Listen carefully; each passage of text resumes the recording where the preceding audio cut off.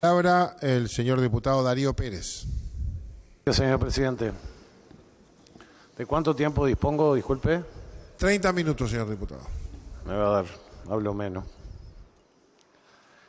Creo que todos nos hemos olvidado en este lugar, ya que todos han demostrado voluntad de tratar de solucionar el tema de la vivienda, que existe una segunda cámara, que es la de senadores, y una tercera cámara y la Asamblea General. Digo, para que especialmente quienes han venido de lejos y no conocen el funcionamiento del Parlamento, sepan que tenemos otras posibilidades de arreglar este proyecto de ley. Yo quiero comenzar estas primeras palabras, señor presidente, recordando dos proyectos cooperativos, disculpen que hable de mi pueblo que quiero tanto. Hace 25 años atrás, más o menos, en mi pueblo cayó un cura español llamado Fernando Solá, que claramente tenía una opción por los pobres. Y él comenzó a juntar al pobrerío en su entorno, haciéndose querer por la comunidad. Y ahí fue naciendo un proyecto cooperativo que se llamó 9 de diciembre. Su madre, adinerada, compró la primera tierra para esta cooperativa 9 de diciembre al norte de la ciudad de San Carlos. Después vino otra, Manos Unidas. Y aquí quiero reconocer a otro compañero, expreso político, militante del Partido Socialista, el arquitecto Villalba, que también junto con este cura, fíjense ustedes, un ateo y un cura, trabajando juntos por la comunidad. La inmensa mayoría de esa gente era pobre, muy pobre. Yo escuchaba al Pacha recién. Yo no lo sufrí ni lo viví en mi carne.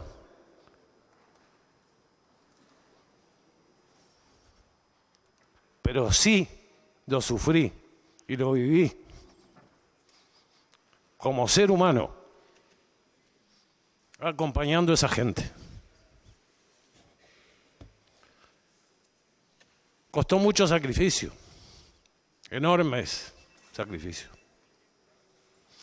Y un día, lo que era dolor y sufrimiento, lo que era entrar a una casa que era una heladera en invierno y un horno en el verano, donde la ropa estaba amontonada en cajas de cartón, donde los cuadernos de los niños nunca están limpios porque conviven con el plato de guiso, si es que tienen una mesa, donde hay colecho y cohabitación, donde se sale a hacer las necesidades afuera o se hace adentro delante de todo el mundo. Y un día apareció esta esperanza. Y esa gente cambió su vida, cambió su cabeza y fue capaz de mejorar su vida y de formalizarse y de conseguir trabajo formal y de mandar a sus hijos a estudiar. Y yo viví esa esperanza y esa alegría. Después vino Manos Unidas, donde este arquitecto que yo les nombré innovó desde el punto de vista constructivo. Innovaciones que podría utilizar cualquier otro sistema constructivo en el Uruguay. Y abarató notablemente el costo de las próximas viviendas. Lamentablemente este cura español, que era un líder de la comunidad, se fue a trabajar al Paraguay. Ni tan siquiera sé si es vivo. Hace 23 años que soy legislador yo. Y llevo 18, quiero decir por qué elegí la Comisión de Vivienda. Cuando pude. Porque vi pocas cosas más transformadoras y revolucionarias que el acceso a la vivienda. Y me enamoró. Me enamoró la posibilidad de que la gente pudiera acceder a la vivienda. Y llevo 18 en la Comisión de Vivienda. Y cuando estaba en la oposición, aunque les duela, vi desastres, viviendas mal construidas, sin controles adecuados. Esqueletos sin terminar como dejaron en Pan de Azúcar, en Maldonado, en Canelones, estafa, joda. Y sabandija que utilizando el sistema público dejaron el tendal. Me viene a la memoria uno famoso, Julián Pereira. Y otros que salieron impunes de todo esto. A los institutos de asistencia técnica trucho, que eran un fiasco. Y luego de la crisis del 2002, a un banco hipotecario del Uruguay fundido en millones y millones de dólares de las que nadie ha pedido disculpas y nadie se ha hecho cargo, como tantas crisis bancarias que existieron en el Uruguay. Nuestro gobierno al comenzar tuvo que lidiar con todo eso. Le ha costado enormemente arreglar muchos entuertos jurídicos, ocupaciones, ilegalidades, vicios de construcción. Yo quisiera que ustedes hubieran compartido todos estos 18 años, las decenas, y yo me animo capaz que a decir centenas de denuncias de gente que ha vivido en lugares donde o se les cae el techo, o se les cae una pared, o se les cae el frente de la casa, o cosas por el estilo. Todo esto lo tuvo que empezar a enderezar nuestro gobierno, mientras comenzaba a impulsar las nuevas construcciones y creó una formidable herramienta, que es la Agencia Nacional de Vivienda. Yo siempre trato de no ponerme la camiseta de hincha, aunque a algunos compañeros no les guste, pero yo no recuerdo, no hemos recibido en estos 3 periodos de gobierno, por lo menos en esta área de la vivienda, denuncias de jodas, desprolijidades, sí muchas quejas por la escasez de soluciones, a pesar de tener en términos porcentuales los mayores presupuestos históricos para vivienda. La pregunta es, ¿ha sido suficiente para empezar a herir de muerte al viejo histórico déficit de vivienda de los sectores más pobres del Uruguay? ¿Y quién tiene la culpa? ¿A quién le tenemos que echar la culpa? Yo tengo a quien echarle la culpa. La culpa es el sistema económico que rige al mundo y al Uruguay y genera inequidades. La culpa del capitalismo, le guste a quien le guste y la miren como la miren, es generador de miseria e inequidad. Y la socialdemocracia anda bien, y esto viene con segunda, por supuesto, la socialdemocracia anda bien cuando hay excedentes en la economía, pero tiene por razones diferentes a los conservadores o a la derecha, como le gusta decir a algunos compañeros, conflictos cuando tiene que elegir cómo y de qué manera repartir recursos cuando la balanza es negativa. Mi postura con respecto a este proyecto de ley no tiene que ver con críticas en lo formal al Ministerio ni tampoco a la Agencia Nacional de Vivienda.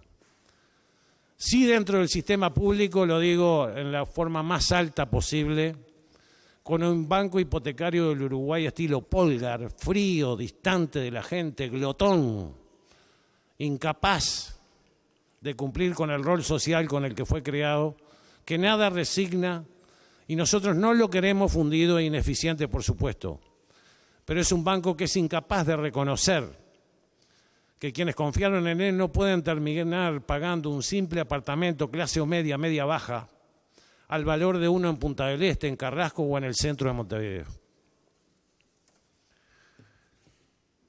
Pero esto es harina del mismo costal, pero no es lo que importa exactamente hoy. Pero no podía dejar pasar la oportunidad. Mi inquietud, mi crítica principal, tiene que ver que se siguió con lo tradicional y se fue incapaz de romper con los paradigmas en el tema de la vivienda. Si hace, lo decía Henry Ford, que no es moneda de mi elección, si haces más de lo mismo, vas a obtener el mismo resultado. Y el que tenemos ahora ni mella el ya crónico sistema o déficit de vivienda. Ser de izquierda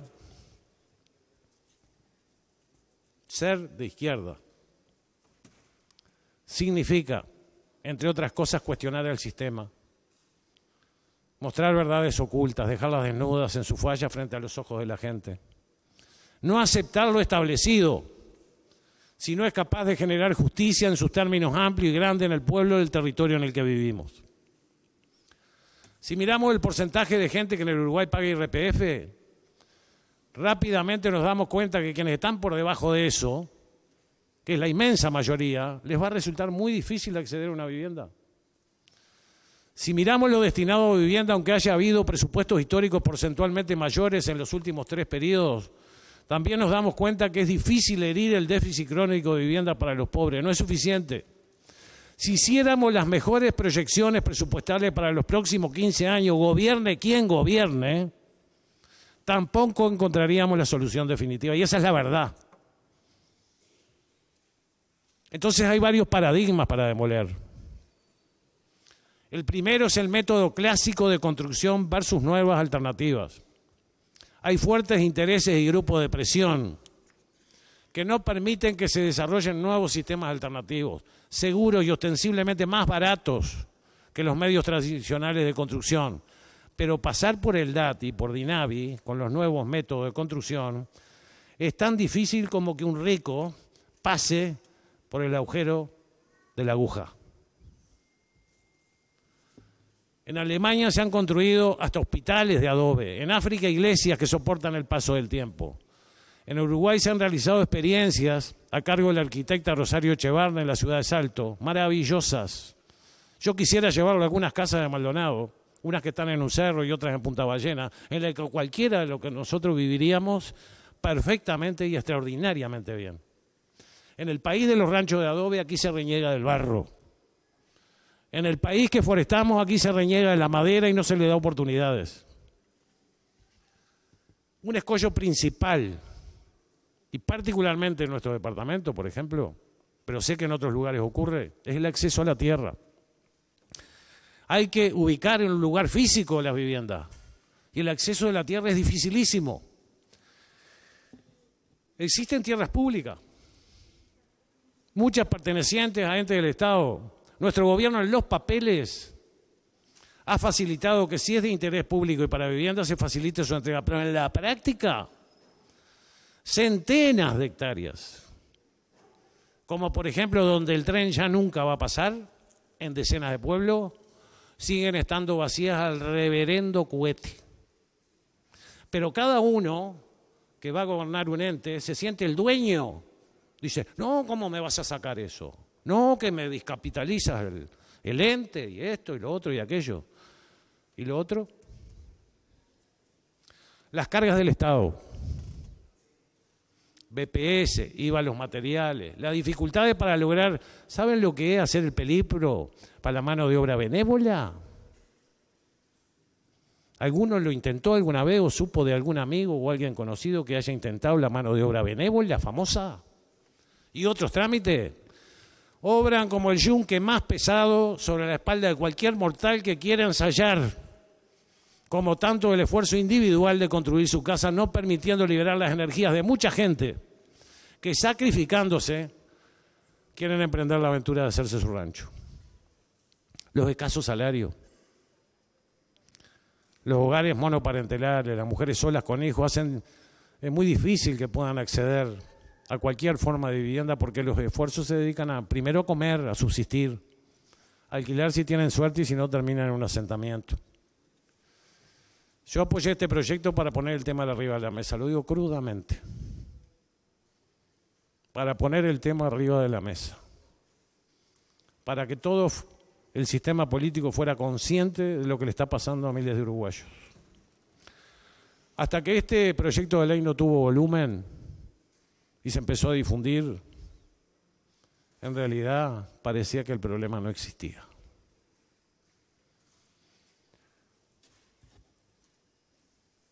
Apoyé este proyecto de ley para que el sistema político responsable primero de decisiones al respecto lo mastique, le dé 1000 vueltas y sea consciente del problema que existe. Apoyé este proyecto que tiene falencias. Yo puedo coincidir con lo que dicen mis compañeros en muchas de las cosas y defectos que le adjudican a este proyecto, que no es perfecto, que entusiasma, pero que especialmente, y quisiera decírselo a todos los que están en la barra, y mirándolo a los ojos, que es de muy difícil concreción.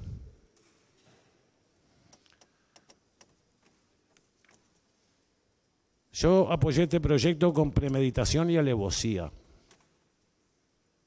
para el que le guste bien y para el que no también. Para cuestionar el sistema que deja tirado en el camino a tanta gente. Y yo quiero hablar para los esperanzados que han venido a la barra o que están mirando de repente desde algún lugar. Yo de la vida, de la enfermedad y de mi profesión y de la política he aprendido que las expectativas no cumplidas generan una enorme y devastadora frustración y descreimiento. Digo, entonces hay que luchar por lo que queremos.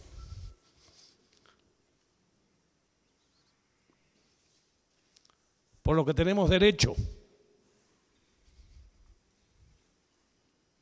Pero con los pies en la tierra.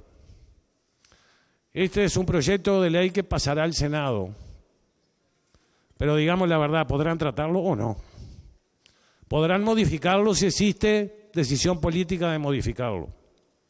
Y vendrá de nuevo esta Cámara. Padece de un problema grave. No tiene en la actualidad financiamiento. Y es un verdadero cuello de botella.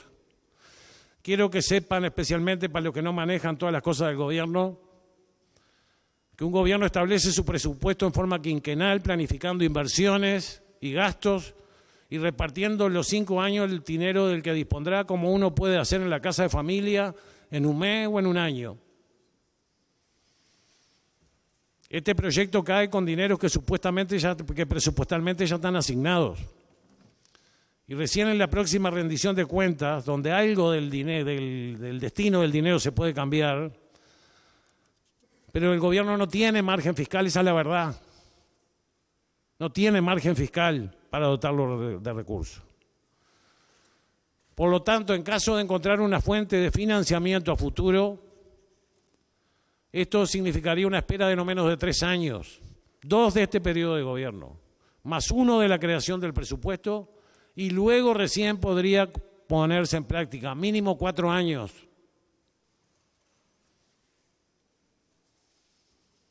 Es así de crudo y de doloroso.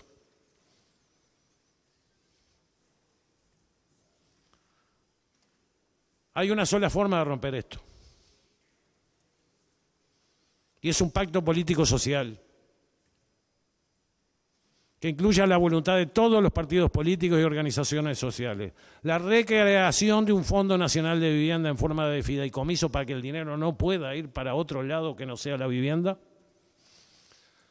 Más la férrea voluntad política de entregar tierras públicas por parte del Estado y las intendencias. Más el total abatimiento de cualquier tasa, impuesto o cosa por el estilo que pueda generar un peso sobre liberar estas energías para construir. Esto es tomar el tema de vivienda popular como una causa nacional y política de Estado, venga quien venga. En los pasillos, capaz que no del todo acá, porque todavía nos respetamos un poquito, en los pasillos se dice que este proyecto es demagógico, que es creador de falsas expectativas. Otros dicen que es ingenuo, que es inocente. Otro que es vendedor de humo. Y de los que lo votamos siendo parte del gobierno, más vale ni le cuento. Por lo que implica votar en discordancia con una bancada. Y ahí se aprovechan, propio y ajeno, para arrimar agua a su molino. Sin embargo, al levantar la mano por este proyecto de ley lo hago con la tranquilidad absoluta.